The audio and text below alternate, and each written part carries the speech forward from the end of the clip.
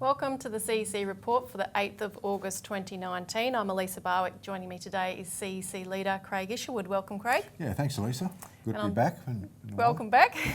And we've got more big news today, particularly on our mobilisation. But the first topic, elites' desperation about inevitable crash driving cash ban, and the chaos factor sabotaging solutions. So first today, elites' desperation about inevitable crash driving cash ban. So we're referring here for new viewers to the Currency Restriction of the Use of Cash Bill 2019. This is Prime Minister Scott Morrison's effort to ban cash transactions upwards of $10,000. For the moment, $10,000, but this could go down to anything, at least including the elimination of cash. And this is what, yes. I mean, the bill itself, says that it's going to ban transactions to $10,000, but they're also trying to make it softer from the public selling it to the public by saying, but we're going to have regulations that say, certain transactions like selling cars and so forth, you can actually go over 10,000. But the point of this bill, it's so badly written. The second section of that bill has blank. Yeah, exactly. There's nothing in it. And so this is a foot in the door. Yeah. And then once they've got it, of course, they'll make it worse. And so it's designed. We have no idea why they're putting it out now so incomplete, but obviously it's to try and force something through that's unpopular with the people. And as we'll go through in a moment, they need to get it through fast because there's a new global financial crash brewing, as we've been saying for some time, and it's right sitting on the horizon like thunderclouds now. But the good news on just to update our campaign to stop this bill, of course, the Treasury has sought submissions and they only allowed 2 weeks for that process, which ends on Monday, the 12th of August. So if you're watching this on YouTube and you haven't made your submission, be sure to do so immediately so that that's done. It doesn't have to be long, it doesn't have to be comprehensive. Just say that you're opposed to it. It's the numbers that will count. So we've been getting a flood of those submissions coming into our website, into our email. People are sending us copies of it, which is great.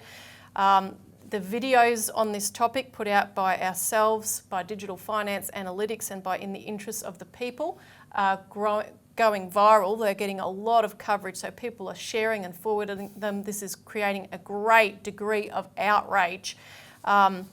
Members of Parliament are reporting that they are under a barrage from phone calls and from emails of people opposed to this, so that is excellent. So once you've done your submission, turn your guns onto your Member of Parliament.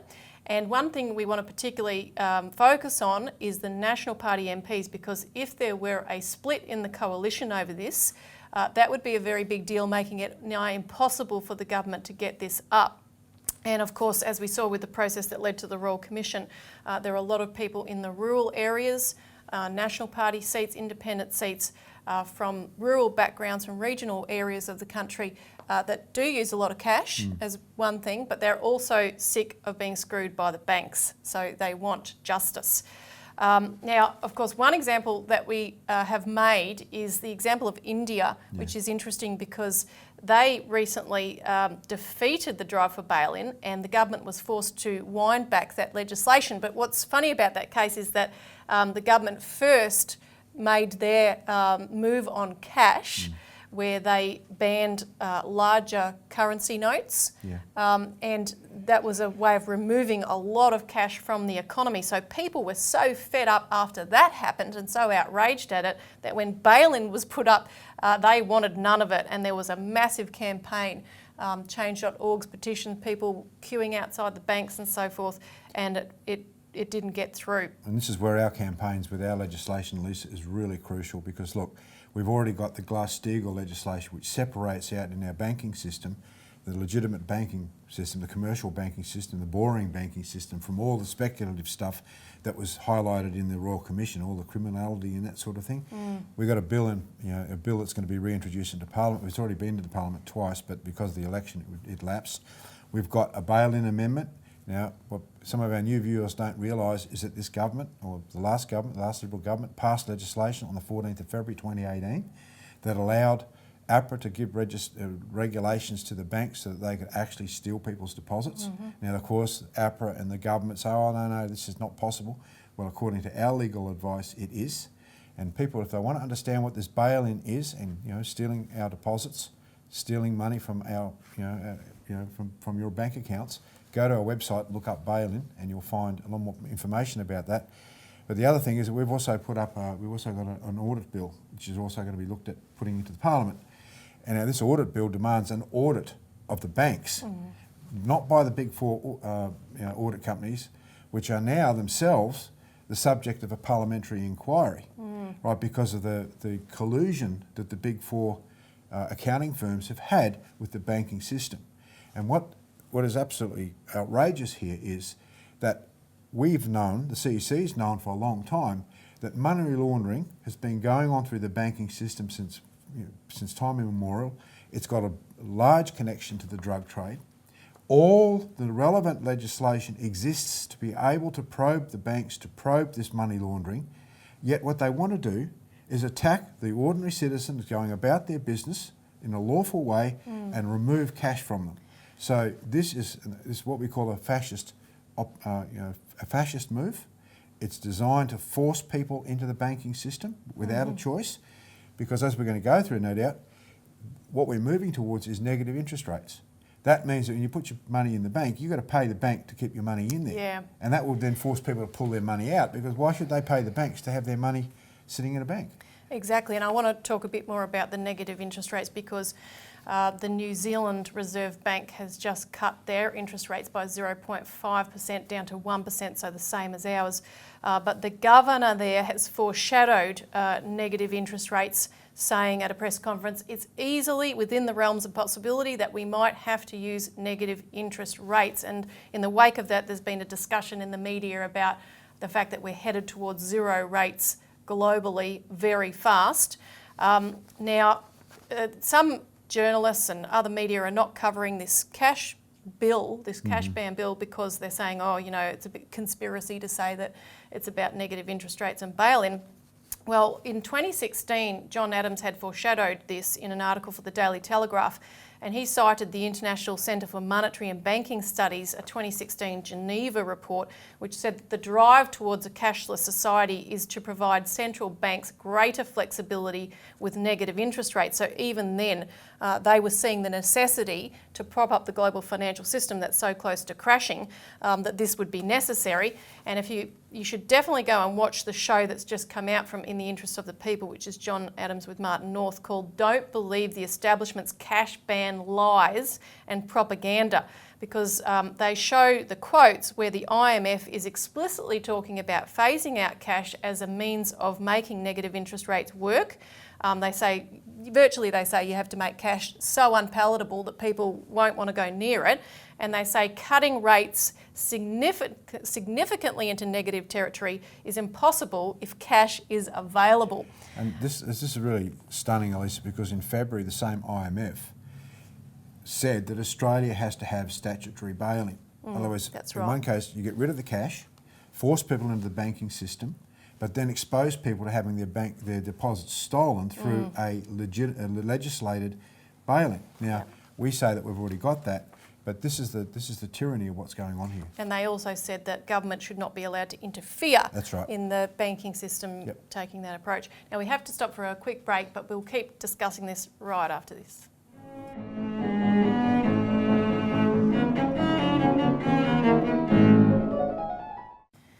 Welcome back to the CEC report, where we're discussing the attempts to ban cash to make propping up the global financial system easier, possible. It isn't possible anyway, but that's what they're trying to do. Really, we need to scrap the whole lot and start again, go back to the drawing board, which is what our legislation is about.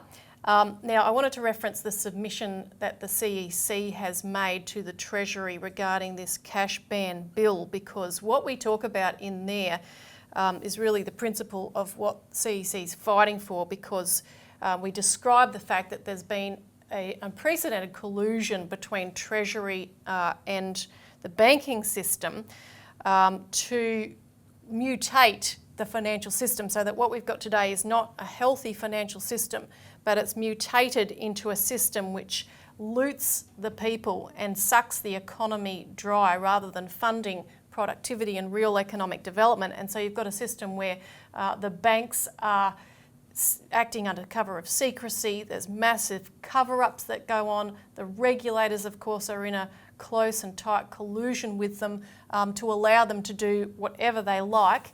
The Royal Commission, of course, was covered. It ended up being a cover-up because while there were good intentions, the terms of reference constricted it, and Treasury came in over the top of it to blunt its final report. And indicative of this process is Ken Henry, the former head of NAB, coming out, well, it was revealed by a whistleblower that he, during that whole process of the Royal Commission going on, had meetings with one of the big four auditing firms, EY, which was their consultant.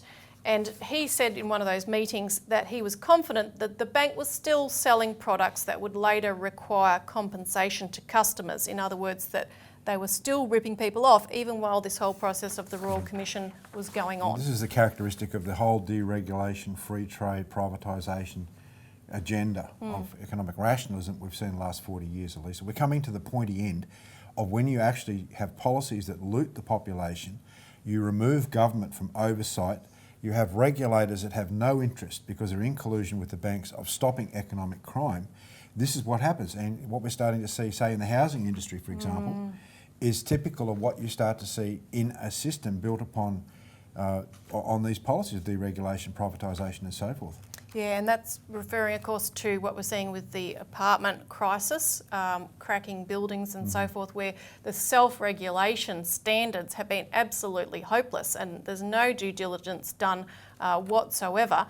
And one example just come up is Mascot Towers, where 4 of the 5 builders have been wound up, so they can't go back to them for some compensation because they don't exist anymore, and the 5th one can't be contacted. And in that case, those apartment owners are facing massive repair bills and they can't live there for at least another 4 months, so they're renting elsewhere, etc. Now, what I want to go to is a film clip here, because Robert Barwick had the chance to catch up on Sunday with Edwin Almeida, who's somewhat of an expert and has been a whistleblower on the cases of these apartment buildings. And they got to see one of the apartments in question in Melbourne, which they'll go through. So we'll go to that clip. I'm Robert Barwick from the CEC report, and I'm out and about in Melbourne today with a special guest from Sydney, Edwin Almeida, who some viewers may recognise as @JustThinkProperty on Twitter. Or as you've labelled me, Undersupply. Now, Edwin is a troublemaker of the large construction industry. He's the whistleblower who's been, if they had listened to him years ago, people wouldn't have bought these properties in these towers that have proved to be death traps. So you've exposed a lot of this in Sydney. Edwin, have been proved to be right. You're in Melbourne. We'll talk about the building behind us in a second, but you've been looking around this morning. What are your impressions? I think Melbourne, from what I've seen just on face value and going around today, I think Melbourne's is in for a big shocker. Now I know in a lot of cases, I know a lot of people that have actually bought properties down here from Sydney with the superannuation funds, and talking to the locals, talking to some of the property management teams and so forth, the yields have gone down in the last 12 months. We've also got prices going down from 900 to 700, 750. Now the question is are they going to still be able to settle? And will the banks loan on those, will the bank give them the 80% LVR on those loans? So I think they're going to lose the deposits. So all the bad press has been for Sydney, but Edwin's now talking about Melbourne. So Edwin, behind us is Australia 108. We are on South Bank Boulevard, which I'm now calling the South Bank Boulevard of Broken Dreams. We'll just get the camera operator to pan up and have a look at the building. This is Australia 108. Now this is an incomplete building. It's going to be Australia's highest residential tower when it's finished. It's going to be about 9 floors higher than the Eureka Tower. And we've just had a look at it. We actually even got to go inside. Tell the viewers what you found. Well, it's typical of a high-rise development. You've got, it all looks nice and shiny on the outside, but on the inside, when you look at the inclusions, when you look at the fittings, the fixtures, what it's comprised of, I think it's cheap in comparison to to what people are paying or paid off the plan to live there. One of the problems that we're going to get, Robbie, is in the next few years is because a lot of these buildings, I've noticed that here in Melbourne and also in Sydney, but a lot more. I've noticed that a lot more here in Melbourne is you've got your step down ceilings, and to accommodate for the water piping from the floor above. Right. So what happens is you're going to end up with a lot of mold, and these units, the ones that we've gone into today, they are tiny, and there is no ventilation. Stunningly tiny. Now, I regard this building as the high-rise equivalent of when John Adams uppercut and I went to Donnybrook, and we saw this whole residential development with all the houses crammed in and no backyards at all in the middle of a paddock where everyone could have had a big backyard. This building is similar. The rooms are so small, it's not funny. The reason we came here is because this building's notorious. It's not even complete. People are already living in the lower floors, and cracks are appearing. And we got confirmation of that, didn't we? No, that's right. We met some tenants in the building, and they were telling us that we didn't see it ourselves. Yeah. We've got to take it at face value. But as I said, there are settlement issues that occur in a lot of high-rise. Yeah. Okay, let's be fair. The problem, the ongoing problem that I've been talking about for many years is the issue of mold. Mold is a silent killer, Robbie, and that's what the public need to know. The public need to know that mold is a silent killer, and they need to prepare for ongoing maintenance with the mechanical ventilation. And that's lack of ventilation, that's the size, and that's the speed of the construction, right? All of that, as well as our lifestyles. We're not going to open windows. We're not going to ventilate. The whole purpose of having that mechanical ventilation is to ventilate. But when you're doing your laundry inside, when you do your cooking, you've got your laundry going, you've got the air conditioning going, and then you've got the floor above you, the unit above is having a shower, and then it all condenses in the pipe that's in between the walls. And sooner than later, that mold is going to come out. And the point is, you're talking about something that you don't expect to have that problem if you paid $1 million for that property. No. And that's where, when that starts to mount up as in people's awareness that, this is what we're buying for that, people aren't going to buy them, and we can see this property bubble start to burst. So, Edwin, thanks for coming to Melbourne. Thanks for joining us on the CEC report. Thanks for having us. Back to the studio. So this kind of deregulation is coming to life and death issues on a lot of fronts. Now, for more information, if you haven't already, call in for a complimentary copy of our Australian Alert Service, because we're following all these stories on a weekly basis. We do have to stop briefly again, but we'll be back to discuss what is blocking the solutions.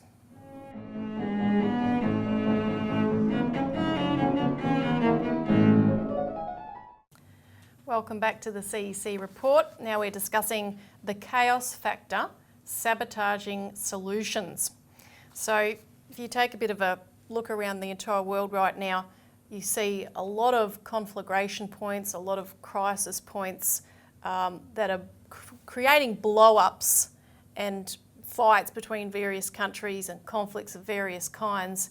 And they are distracting from the real issue at hand, because the whole globe is facing, a new GFC on a much larger scale, and we could be uniting, and we probably would be uniting in some capacity to solve those problems were there not all these other issues that make us wary of our neighbours and so forth. So whether it be, for instance, the attempts to blow up a war in Iran, where now you had the US out here asking Australia to join this new Persian Gulf Maritime Force, I should say, whether it be attempts to blow up something with China, with the US again asking us potentially to host missile defence systems in the northern part of our country, which would then put us even further at odds with China.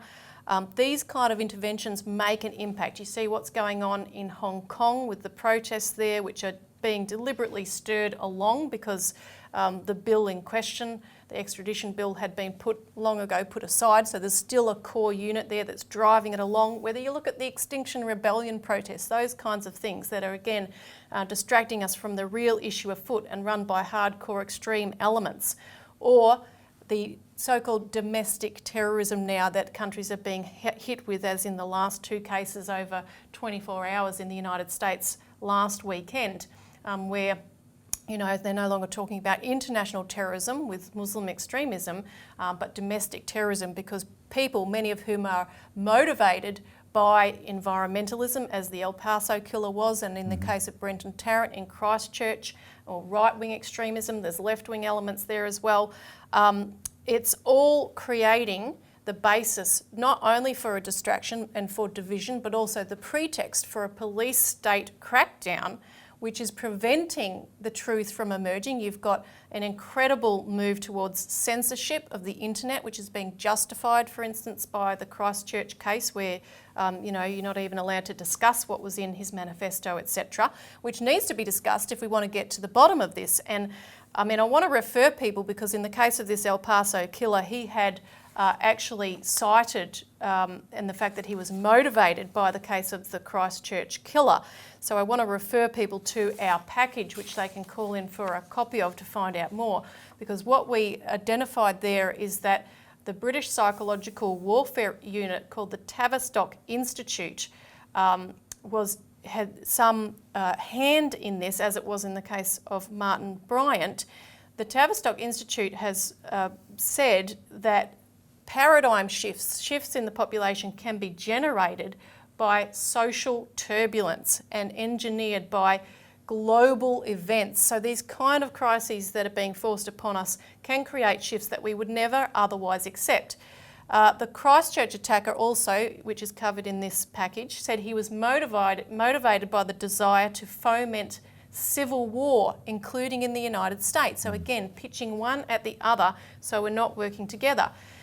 The other thing, of course, we do is to trace the extensive trail, the breadcrumbs that Tarrant left in the case of Christchurch, which show that it's impossible that the Five Eyes spy agencies were not aware of him. And we're finding the same thing in a lot of cases. If you look at the inquest that's been going on into the London Bridge terrorist attack in the UK, and look at some of the headlines where family members are saying, look, MI5 knew about this guy, MI5 were involved, and MI5 has just recently taken over, looking over the area of far-right extremism over there. So it's now in their purview. And what we've shown in our literature over many years, with full documentation, as others have done, is that the intelligence agencies have always known these guys, and they've often fostered them and stoked them along, because this is what they want as a pretext to get a police state clamped down. Well, Elisa, I find it interesting that, when you say police state, back in 2002, that's 17 years ago, we released our economic development program for the country, and we had economic development or a fascist police state, and that's actually what's come to be. Now, what this is all targeted about is to stop collaboration between sovereign nations. Development of new banking systems are not based upon speculation. This is where China and Russia have been collaborating a great deal, and that's what's driving the hysteria against China at the moment.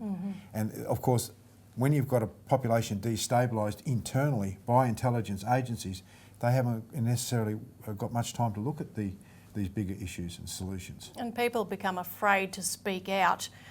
Like even just calling a member of parliament or putting in a submission can be a big deal when you're putting your name to that under the current climate that we've got. That's right. But make sure you do it, because we have to fight this stuff now before it's too late.